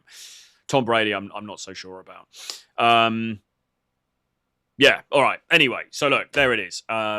Yes, X Factor, charisma, Riz, the ability to create emotions, the ability to draw her into your world, separate from whatever external stuff you might have, including looks, including money, including status, including a nice car, including a nice suit, etc., etc. Super, super important. That's why you need to learn game. That's why you need to get on our course, The Edge. You can email me, troy@realtroyfrancis.com. That's why you need to subscribe to this channel, okay, and keep watching these videos, because this is the stuff that we're teaching you, okay? It's these interpersonal skills. It's that. What is the kernel of attraction? What is the nub of it? And I think that Casey Zander gets to it here in these videos, really, which is it's about emotion. It's about the feels. It's about that spark that's created between the two of you. That's the thing that's initially going to get you into the door. Don't worry about marriage. Don't worry about, oh, what are we going to do in 50 years? All of that kind of stuff. That's another subject. As far as initial attraction is concerned, this is what you need, okay? The other stuff is great. I think it is good to be working on these other aspects of yourself. I think being in shape and all that kind of stuff is brilliant. Making some money, great. But if you ignore the interpersonal skills, then you are going to be on a losing wicket. SJ says, Candace Owens went viral for hoflation. Guys expected to bring 20 times their grandfather for 20 times worse than their grandmother. That's interesting. Is that new? Is that a new one? I might react to that if that's new. Well, anyway, let me have a look at that. But we'll be back tomorrow, same time, same place, 2 p.m. EST. And we'll be talking about some other exciting topic related to dating. Please do give me a like if you haven't already. It really, really helps. It will really help me out, guys, if you can give me a like. Just boost the algorithm. Get this thing pumping. That's what we need to do. Give me a comment beneath as well. If you haven't subscribed to the channel, please do subscribe to the channel now. And please hit the notifications bell as well, so that you'll know when new videos are coming up. And if you can share this on your socials, that will be like super, super appreciated. Really helping to get the message out there. Thank you very much for all the support you've shown me in this channel so far. It's very much appreciated. And any other topics that you want me to discuss, anything you'd like to see me covering on here, drop me a message. You can either put it in the comments below, email troy@realtroyfrancis.com, and, you know, we'll take it from there. But,